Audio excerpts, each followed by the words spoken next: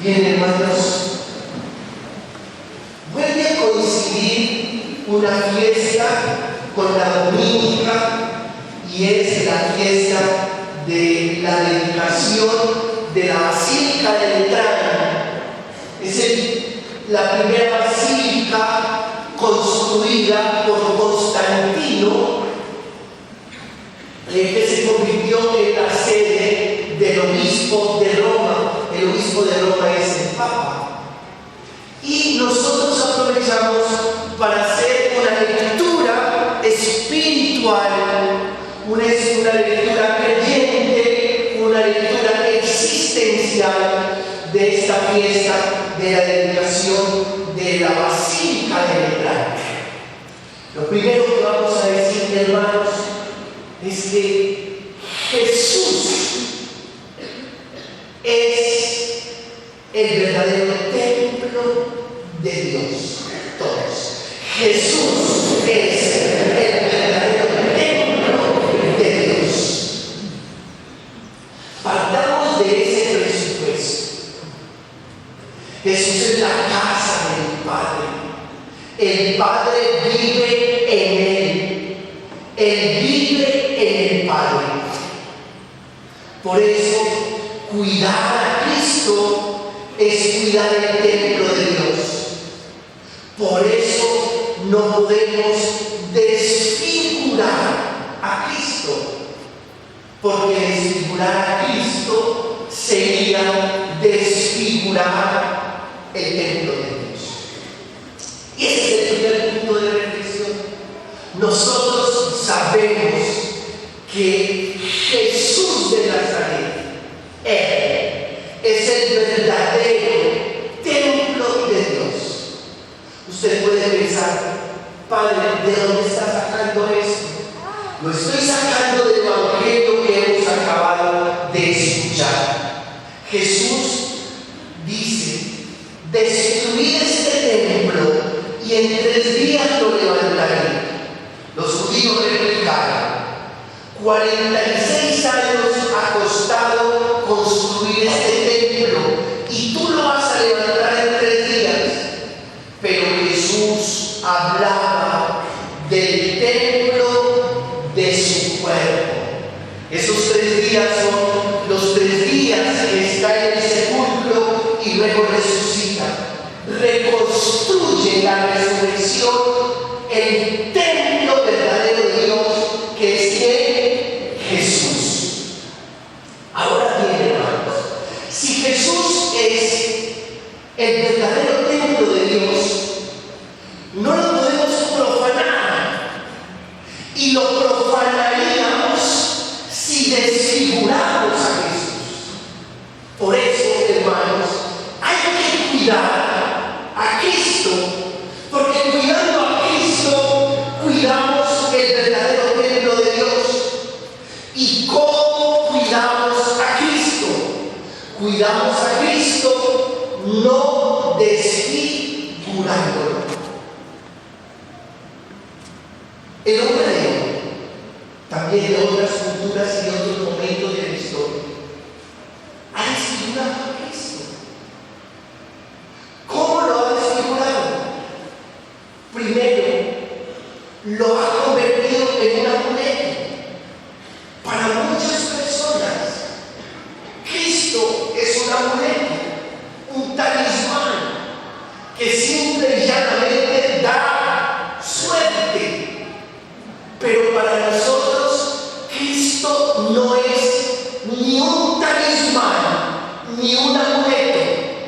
Yo no voy tras de Cristo, yo no lo he elegido, Él no me ha elegido para que yo sea su discípulo, y yo no he aceptado que sea mi maestro simplemente para que me vaya bien, para que me dé suerte.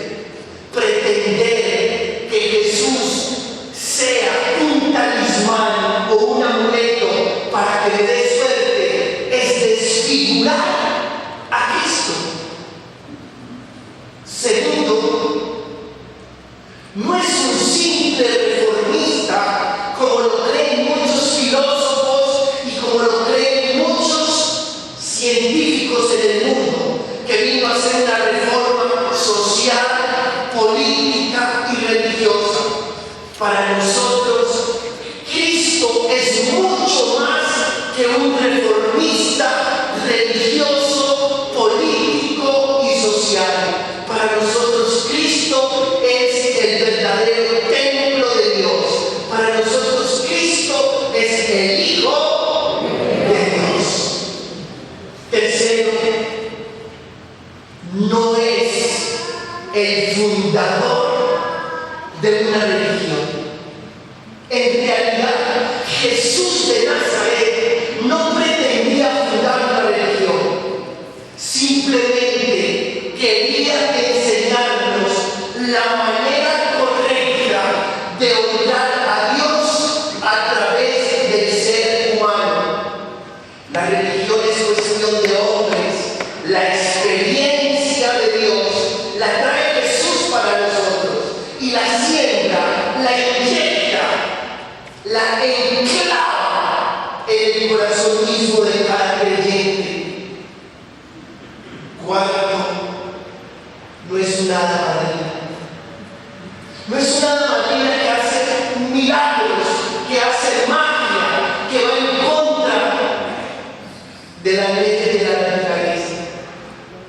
Jesús no es hada madrina.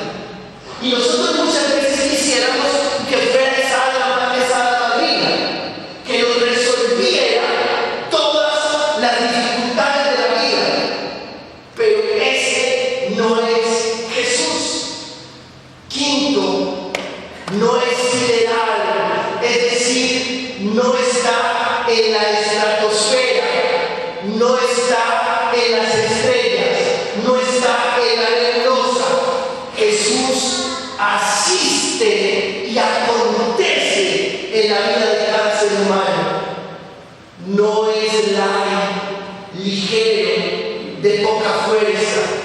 Es un Dios exigente que quiere que el hombre ame a Dios sobre todas las cosas, que quiere que el hombre entre en obediencia absoluta a Dios y se comprometa con su historia y la historia de los humanos.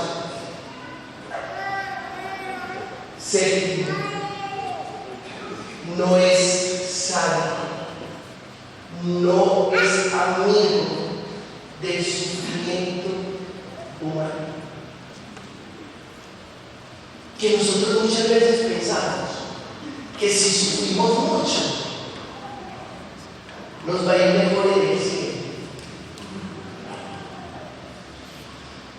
No podemos sacar esa conclusión. Que para llegar al cielo nos tenemos que dejar machacar aquí. No es por ahí. El secreto de la experiencia de Jesús no está en el dolorismo y en el sufrimiento. El secreto de la experiencia de Jesús está en la obediencia. Porque si estuviera en el dolorismo y en el sufrimiento, entonces terminaríamos sacando esta conclusión. El Dios que nos revela a Jesús le gusta el sufrimiento. Y si le gusta el sufrimiento es que santo. Así que, hermanos, cuando uno desfigura a Cristo, desfigura el verdadero templo de Cristo.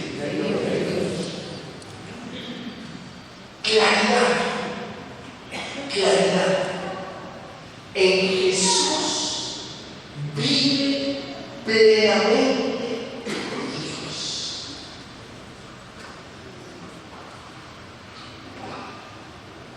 Él encarna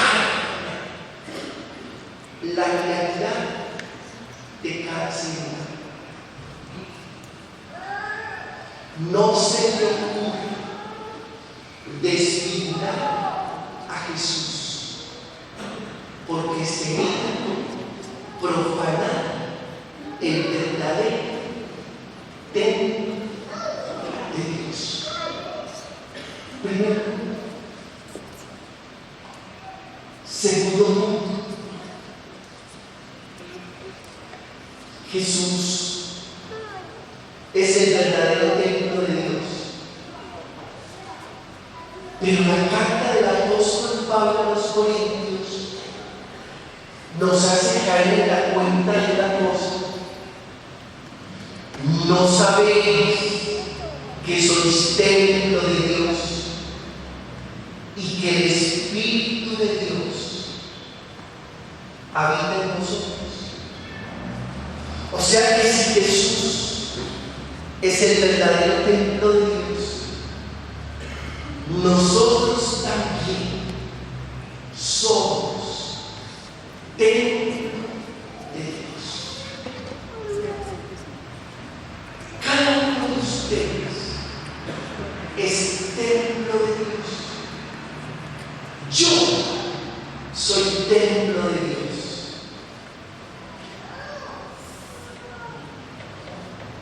Nada, ni nadie nos puede quitar esa característica humana. Pongamos este ejemplo. Este templo físico es el templo de Dios en el barrio señorial. El mantel puede estar roto, las lámparas caídas, las bancas quebradas, el piso sucio, y usted pasa por aquí y dice: miren el templo de señoría.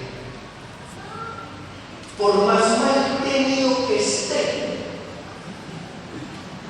no deja de ser el templo. Lo mismo tú, estás vuelto miseria, y a pesar de estar vuelto miseria, no dejas de ser el templo de Dios. Es constitutivo en el ser humano que Dios lo habite. No es un apéndice, no es un accidente, no es un ingrediente, es una esencia. Tú eres templo de Dios porque Dios te habita. Y ahí radica tu valor.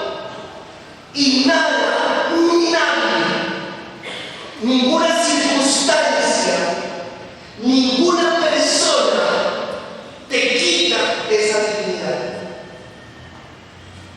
Vamos a hacer el ejemplo con este libro.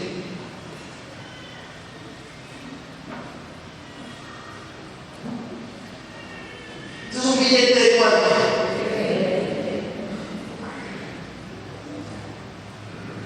Con esto usted puede comprar lo que valga 20,000 pesos. Y aquí está.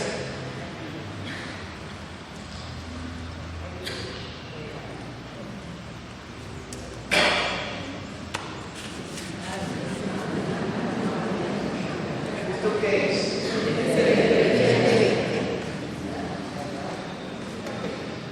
¿Perdió el valor? Arrugado, pisoteado, sucio, sigue siendo billete de 20. Y ahí está la grandeza de nosotros. Que pese a las fracturas, a las arrugas, a las impurezas,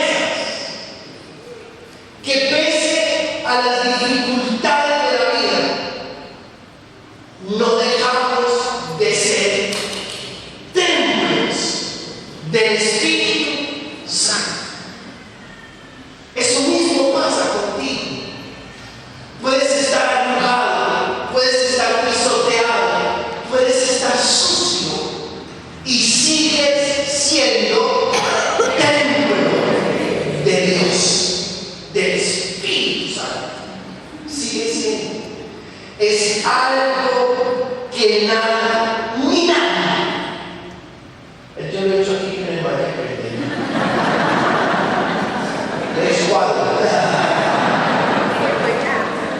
es algo que nada ni nadie te puede quitar. Y eso es una alegría muy grande para nosotros. Miren, el indigente que usted ve en la calle con la ropa mojada, maloliente, sigue siendo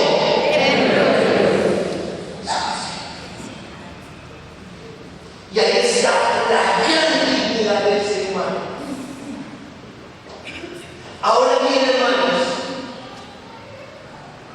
como somos templo de Dios, sí nos tenemos que cuidar. Sí nos tenemos que cuidar. Yo cuido mucho este lugar porque es templo de Dios. Aquí habita la presencia sacramental de Jesús. Y procuro porque esté siempre limpio, las bancas ordenadas, el mantel bien puesto, todo dignamente. Y eso mismo, tu vida y mi vida. Por eso una manera de cuidarnos, y esto puede sonar un poco fuerte, pero uno tiene que echarse un aceitico para que muchas cosas y muchas personas que vienen con mala intención a lastimarnos no lo lastimen, sino que con ese aceitico esas personas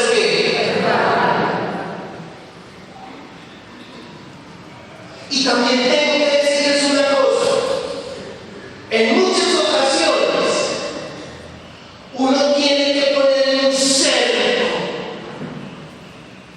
a este templo que soy yo. Cuando digo un cerco es como un emparedamiento, como alambrar de alguna manera para que el primer viandante o la primera alimaña no venga a arrancarme el pedazo. Nosotros nos tenemos que querer y nos tenemos que cuidar por una razón, entre muchas otras, pero esta razón es la más importante, porque somos templo de Dios y no podemos permitir que venga algo o alguien a destruirnos, a dañarnos, a profanarnos, a volvernos pedazos. Aceitico, para que muchas personas y muchas cosas se resbalen y no nos dañen. Una pequeña cerca para que el primer viandante o la primera alimaña no venga a arrancarnos el pedazo. Porque si nosotros no nos queremos y nosotros no nos cuidamos, nadie nos va a querer y nadie nos va a cuidar. Así que, hermanos, este muchacho viste me tiene asombrado. Es una bacanería, hermano. Es una bacanería. Así que, hermanos, cuiden su ser, cuiden su vida, cuiden su cuerpo, porque ustedes son templo de Dios.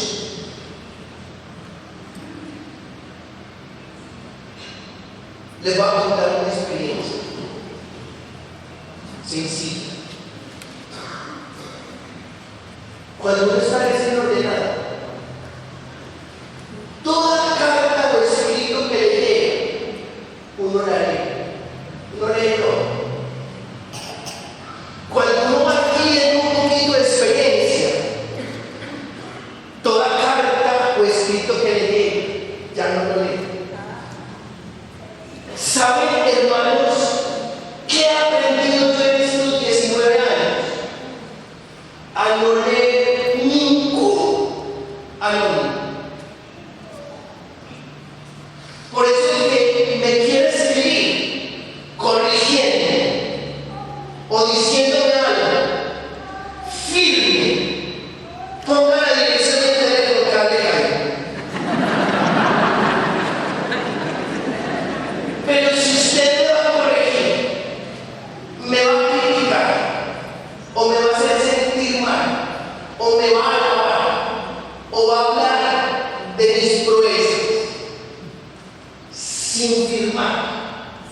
sin poner la dirección del teléfono, si usted no tuvo la garantía de poner su nombre, yo no tengo la delicadeza de leer su escrito.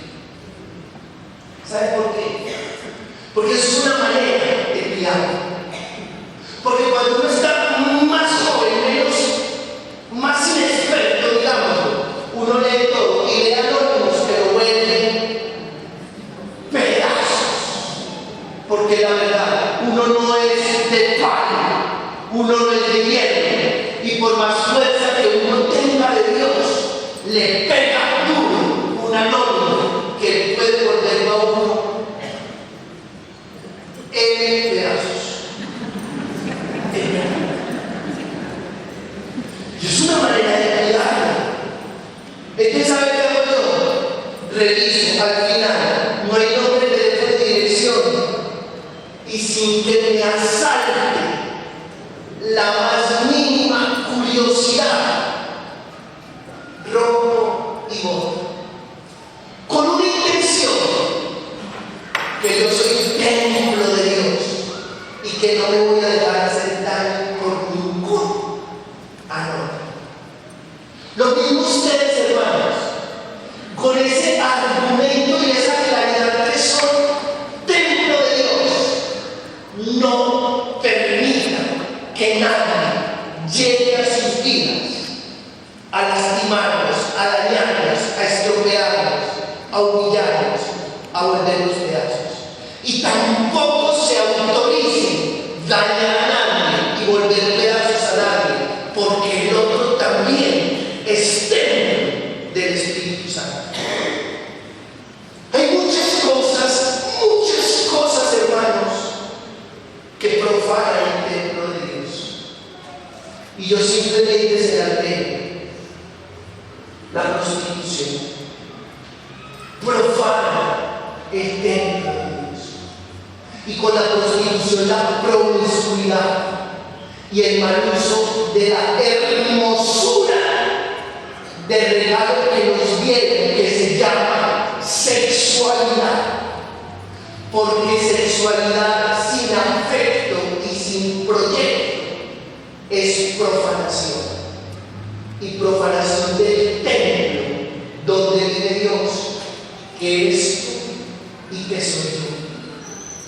La privación de los derechos humanos, la privación del trabajo, a la salud, a la educación, a la alimentación, profana el templo de Dios, que eres tú y que soy yo. El secuestro profana el templo de Dios.